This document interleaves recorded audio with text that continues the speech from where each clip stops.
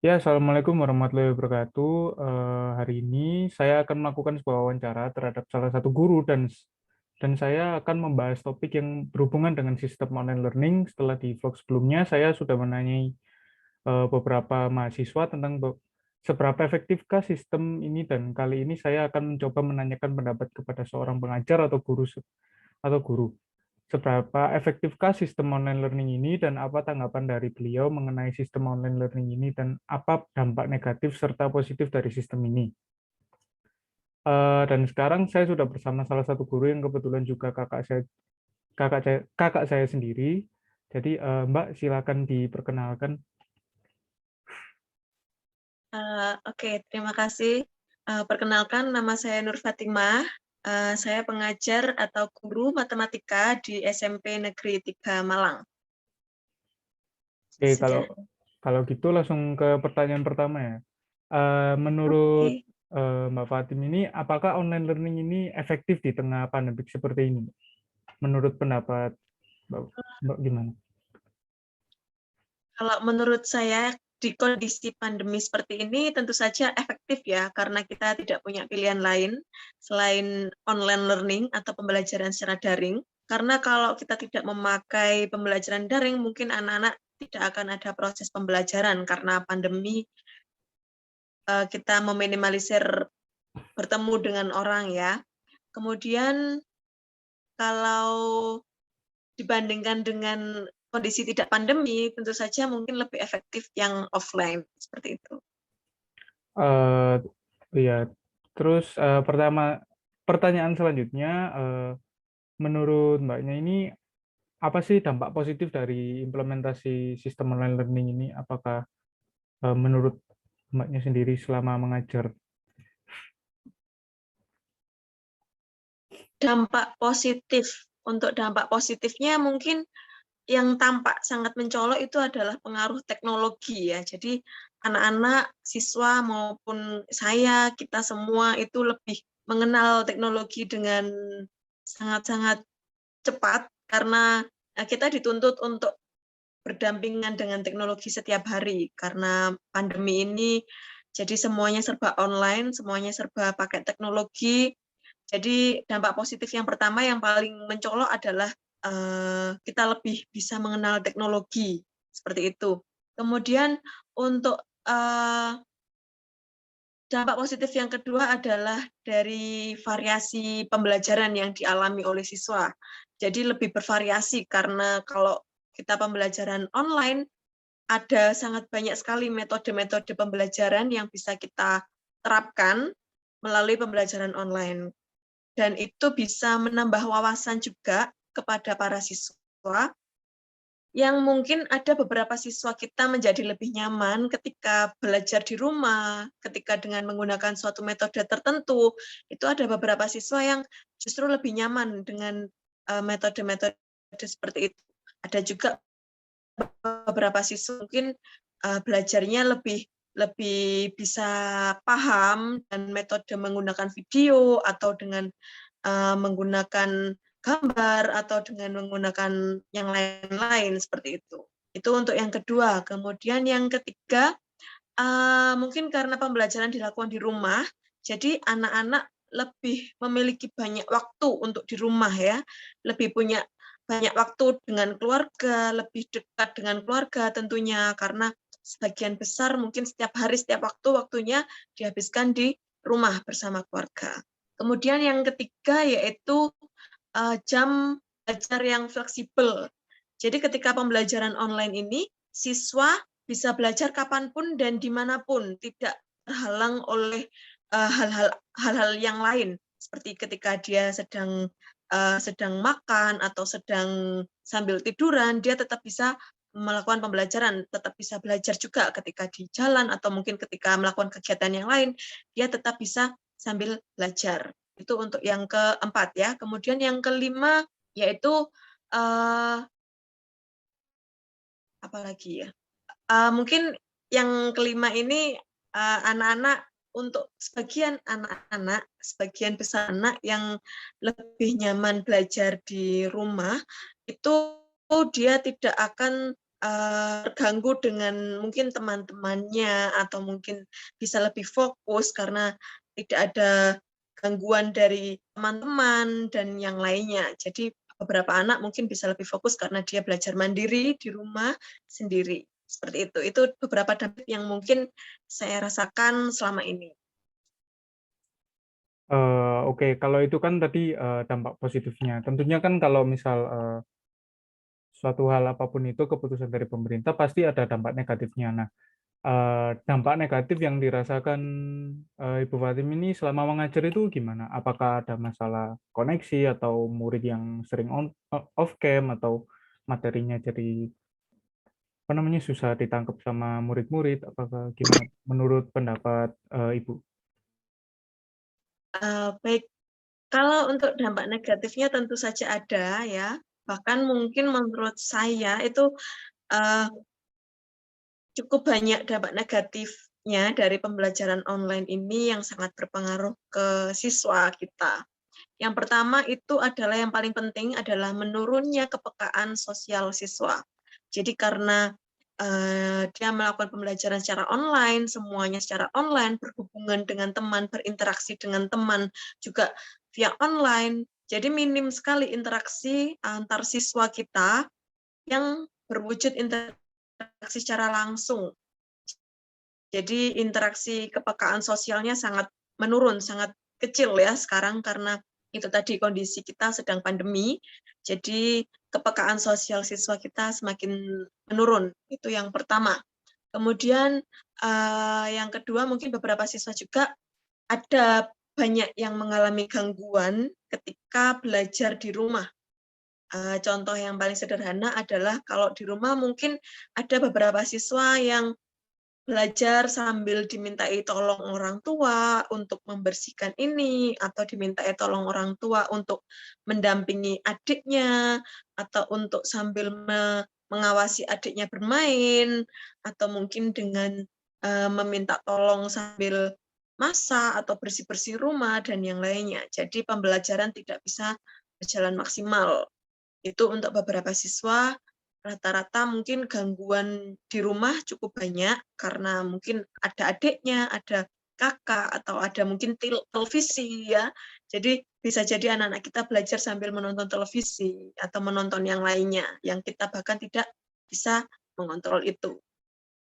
Kemudian yang ketiga itu adanya mungkin ini sebagian anak ada yang mengalami penurunan capaian belajar karena adanya learning ya. Lost learning ini adalah kehilangan pembelajaran bermakna. Jadi anak-anak hanya dapat materi di permukaan saja, tapi tidak dapat materi secara keseluruhan. Seperti itu. Jadi mungkin anak-anak hanya mendapat nilai, tapi tidak mendapat ilmunya karena kondisi yang terbatas. Seperti itu. Kemudian karena juga penurunan kualitas belajar ya, penurunan kualitas belajar ini jelas terjadi karena pembelajaran online kita tidak bisa mengontrol secara langsung kondisi dan keadaan siswa ketika pembelajaran itu terjadi. Itu jadi menyebabkan perbedaan kualitas ketika pembelajaran online dan pembelajaran offline. Kemudian yang berikutnya itu adanya keterbatasan jaringan, keterbatasan kota, alat atau HP sebagai alat utama pembelajaran online ya, yaitu HP dan jaringan internet. Karena anak-anak zaman sekarang itu tidak semua, mungkin masih ada beberapa siswa yang mengalami keterbatasan kuota internet atau HP yang digunakan belum bisa memadai, belum bisa mengakomodasi setiap pembelajaran yang digunakan seperti itu.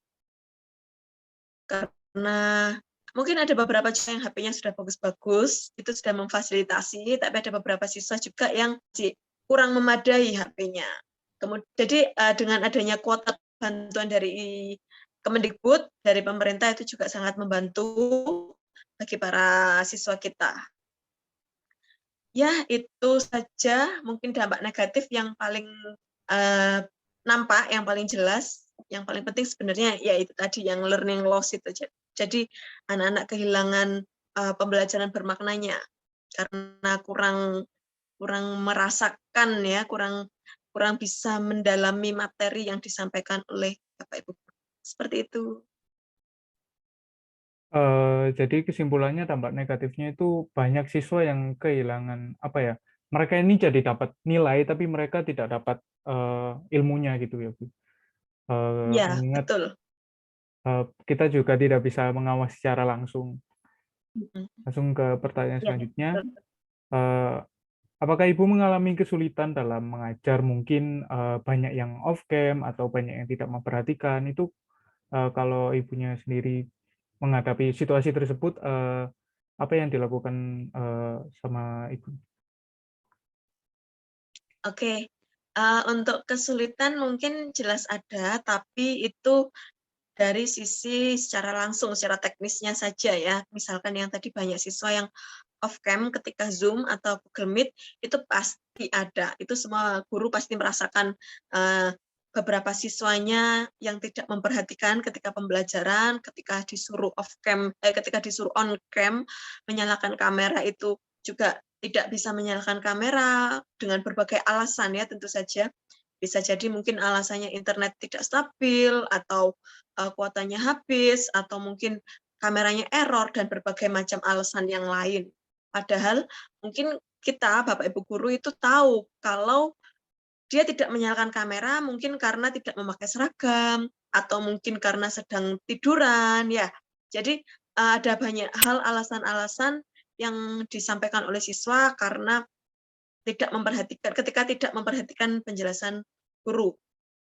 Kemudian kalau kesulitan-kesulitan yang lain adalah mungkin anak-anak jadi lebih tidak aktif ya, jadi penurunan keaktifan siswa ketika pembelajaran secara online itu sangat-sangat kita rasakan dengan melalui Zoom atau Google Meet ini. Jadi ketika kita bertanya, ketika kita menanyakan respon siswa itu mereka memberi respon apa adanya, atau hanya ya Bu, baik Bu, terima kasih, hanya sekedar seperti itu saja, hanya menunjukkan untuk menjawab saja tapi tidak benar-benar memperhatikan seperti itu. Jadi hal-hal seperti itu sebenarnya sudah lumrah ketika pembelajaran online, karena anak-anak juga kita tidak bisa melihat secara langsung siswa itu sedang ngapain ketika online, ketika Google Meet, ketika Zoom, kita tidak bisa melihat secara langsung apa yang dilakukan siswa itu. Gitu. Mungkin ada juga beberapa siswa yang hanya sekedar join, hanya sekedar gabung ke Zoom atau ke Google Meet-nya, tapi kemudian dia melakukan tugas yang lain. Dia melakukan kegiatan-kegiatan lain di luar pembelajaran. Seperti itu juga, itu biasanya terjadi sampai Zoom berakhir. Jadi sampai Zoom berakhir, sampai Google Meet berakhir, anaknya masih tetap di ruangan itu, masih di room itu dan tidak keluar. Itu kan menunjukkan bahwa dia tidak berada di tempat atau tidak berada di HP-nya. Begitu. Jadi Ibunya sendiri ini banyak sering mengalami ya Bu ya, kayak misal siswa yang off Iya, cam terus tidak memperhatikan, itu kan jadi kayak kita tuh ngerasa gak dihargai gitu kan Bu. Soalnya kita iya betul. seorang pengajar itu kan memberikan ilmunya gitu kan Bu kan.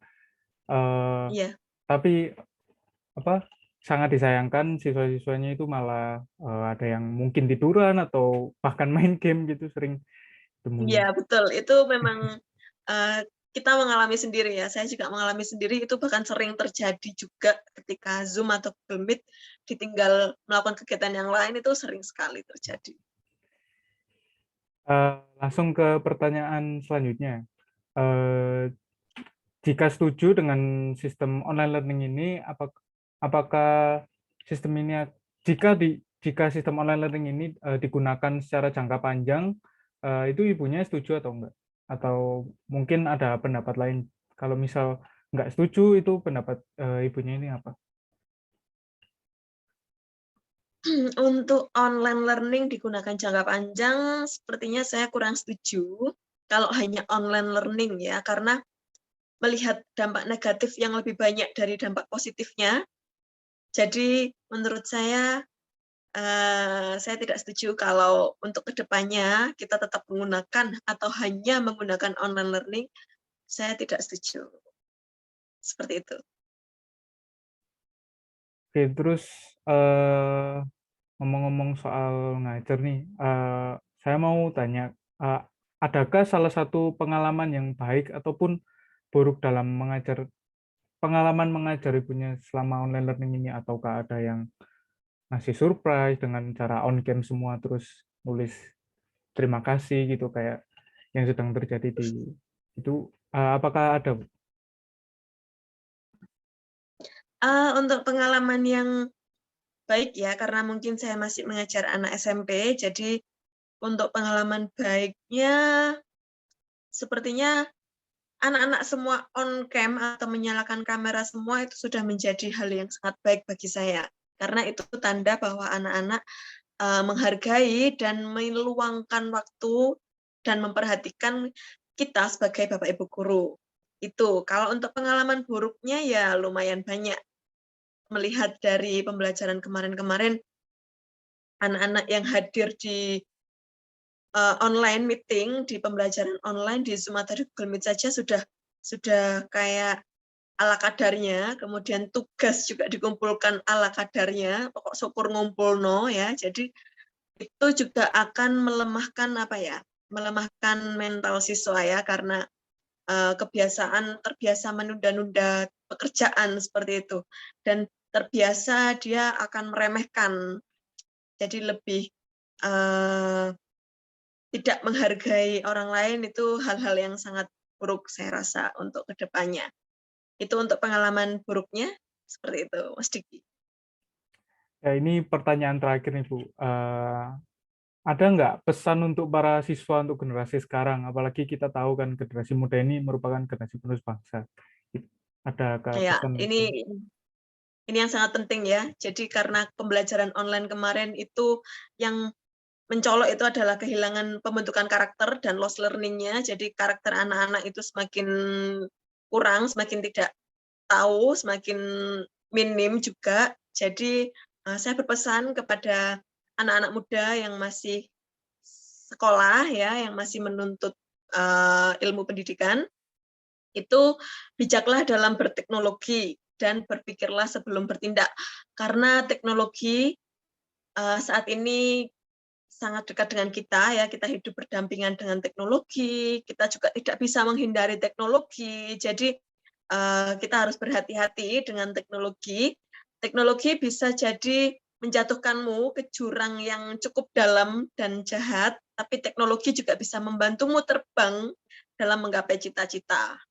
Karena kehidupan masa depan terbaik ada di tanganmu yang sekarang. Terima kasih.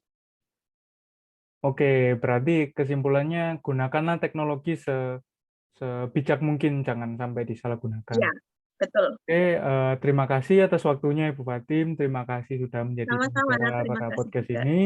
Dan selamat melanjutkan kegiatan Anda, Ibu. Terima kasih, selamat siang.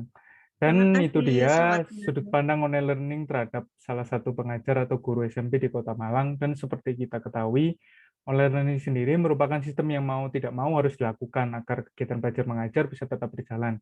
Sekian dari saya, nama saya Diki Aditya Putra, dan Assalamualaikum warahmatullahi wabarakatuh. Waalaikumsalam warahmatullahi wabarakatuh.